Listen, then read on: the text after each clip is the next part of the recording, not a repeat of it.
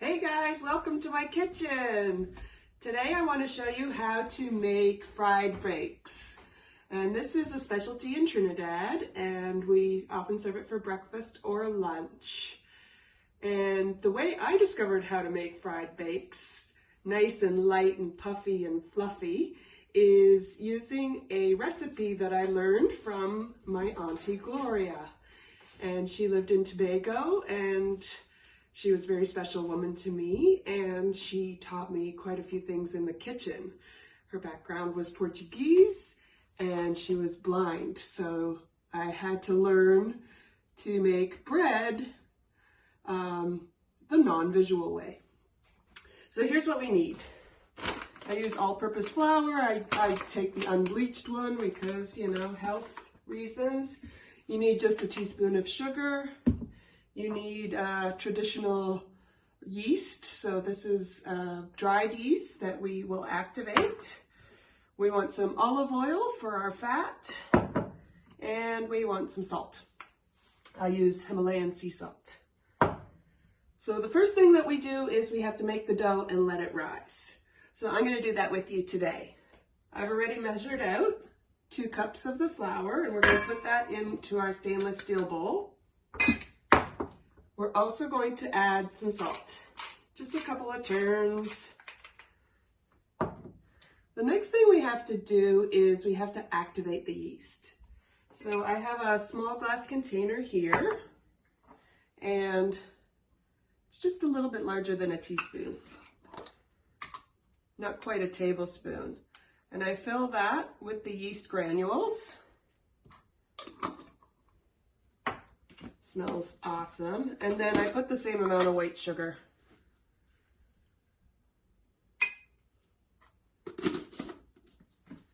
Now, in order to activate that, we need warm water, which I'm just going to get from the tap. The trick is you don't want the water to be too hot, but you do want it to be warm enough to get the yeast going. So the sugar is the food for the yeast. You can stir it a little bit. And you'll see here that it goes a little bit cloudy, and then you have to let it rest and let it eat the sugar and activate the yeast. That's going to take about 5 or 10 minutes. So we'll take a pause there and we'll come back. Okay, so it's actually been about 10 minutes since we put the warm water, the yeast, and the sugar together. Now, if you take a look at that, you can see how frothy it's become. That's when you know that the yeast has been activated. So now it's time to make our dough. This is how I do it. We have our flour and our salt already in our bowl, and I just take olive oil, and I'm not a measurer. So I do this. Do-do-do-do-do. That seems like about enough. And then I add the warm yeast. Now, because I learned this from a blind lady, you can close your eyes now. I mean, not while you're watching the video, but while you're making yours. And you can work the dough in, and you want to form a soft dough here.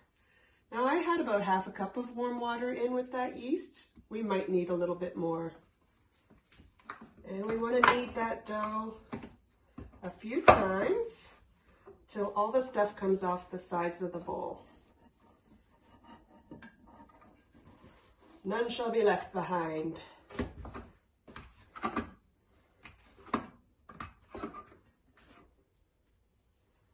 Then I form a little bit of a ball by pulling the dough underneath and smoothing the top. So I take the olive oil again,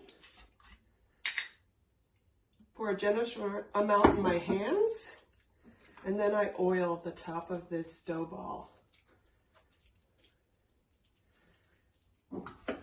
If there's any left, I'll go a little bit in there.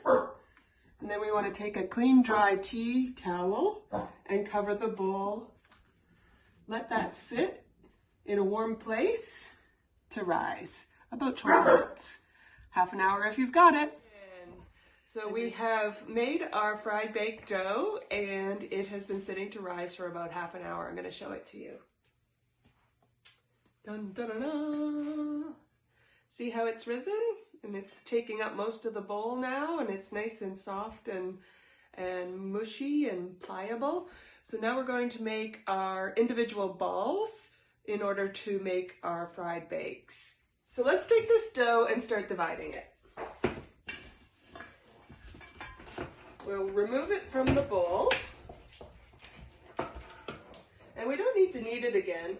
What I do is I cut it in half in a ball like that, and then I take that ball and I cut that in half like that. And then I take this ball and I say, it's still too big, gonna cut that in half like that. Till I get a ball about, well, even that's still a little bit big. I like it about half the size of my hand, but as long as when I go flat, it'll fit in my pan. You can make it as big as you want. Some people prefer little ones, some people prefer big ones.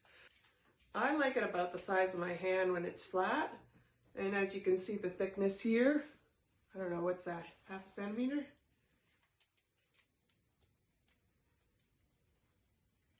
Are we gonna try it? You ready to fry?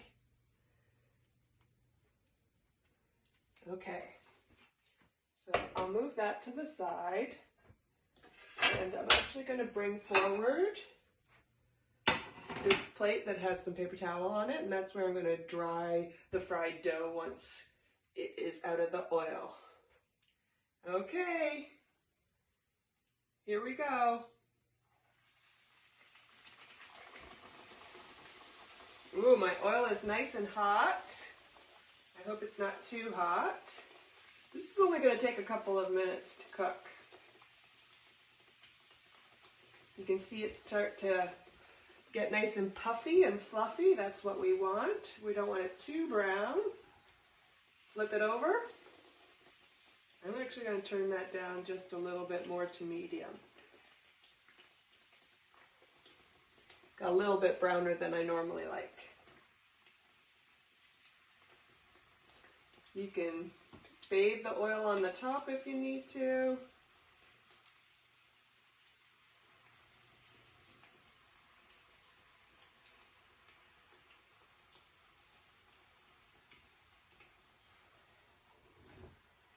Ooh, look how brown that is. Wow.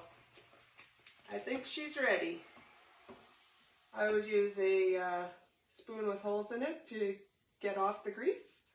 And then that one's ready. And you're ready for your next one. Good luck. So here we are sitting down to our beautiful breakfast of fried bakes. Bourgeois. We have a little cheese and avocado and some homemade pepper sauce. And I made this yesterday. That's a saltfish dish from Trinidad. So now what we do is we just cut open our bakes. And you can see when I was frying, I had to turn down the oil a little bit. Sometimes it's better just to use your hands. I had to turn down the oil a little bit, and these later ones are nice and golden instead of the darker brown, and they fluffed up a little bit more. So I make a little pocket, add my bourgeois. There you go, Jesse. Thank you. Add a little bit of cheese. Make a little sandwich. Oh, might want a little piece of avocado. Don't forget the hot sauce. I did put hot sauce in the bourgeois, but you know, gotta add some too. And now we get to eat.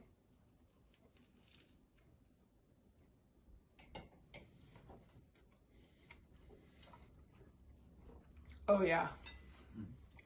So worth it. How's yours? Amazing. Can't talk.